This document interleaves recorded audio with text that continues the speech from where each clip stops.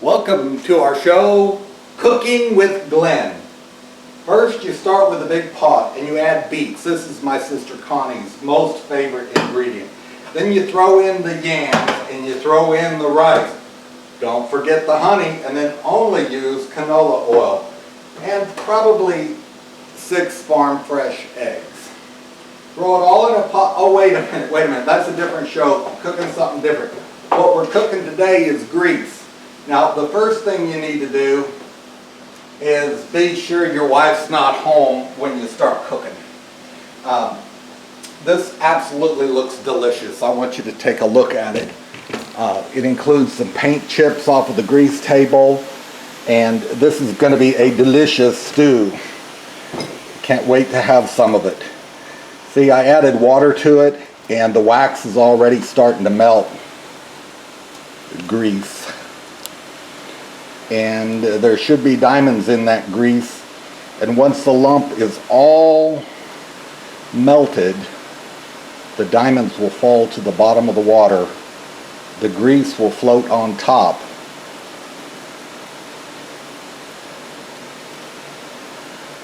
Then all you do is wait for it to cool. Sounds like we're just about to boil. But all that grease I pulled off of there made a pretty big lump. And this grease is reusable. So basically I will just cook this until that whole lump of wax is melted. And then I'll turn off the heat. It's really easy.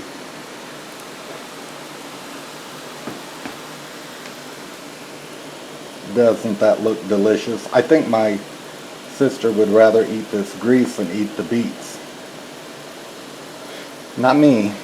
I'm a beet eater, but I don't usually put yams and honey and rice and eggs and oil with it. But if she was coming over, I'd fix it though.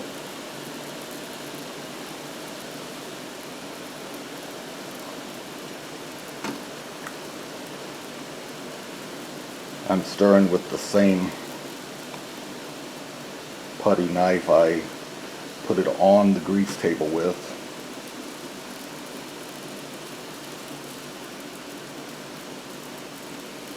Yeah, I didn't think I'd use a kitchen spoon or the kitchen pot and pan. This is just an old pot. Oh, now we're starting to boil. It's going to happen now. That wax can't hold up to that. It's just about all gone. Releasing the diamonds.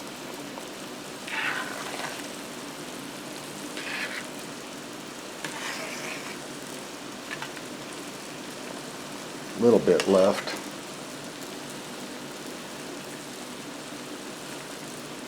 It doesn't smell. I'm not like stinking up the kitchen or anything. I don't smell anything. The wax, the grease, is probably made of paraffin,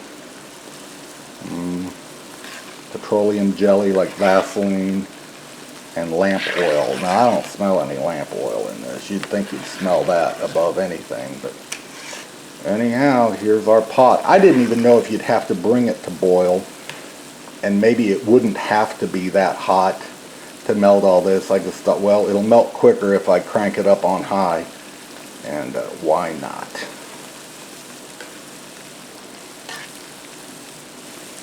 At this point, I could probably turn it off and just coast, and the rest of it would melt, but I'm not going to risk it. I want all that grease. There's still a few lumps hanging on there, the bigger pieces.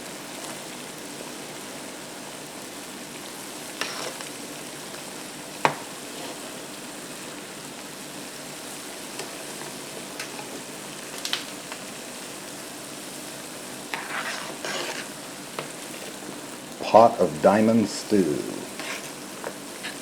Then after this cools, the grease will be on the top, and I can just take this putty knife and cut it off and reuse the grease later. The diamond should be on the bottom of the water. After I cut the grease off, can pour the water out. I can pour everything through a fine mesh screen and get rid of the water that way. Then I just let the gravel dry. There isn't much in there. The grains dry, and then I can look through it for diamonds. Well, I'm still feeling a little chunk or two in there that's holding on, but it's just about all melted. Anyhow, that's how you make a bee souffle. Hopefully we'll have diamonds to find in a little bit.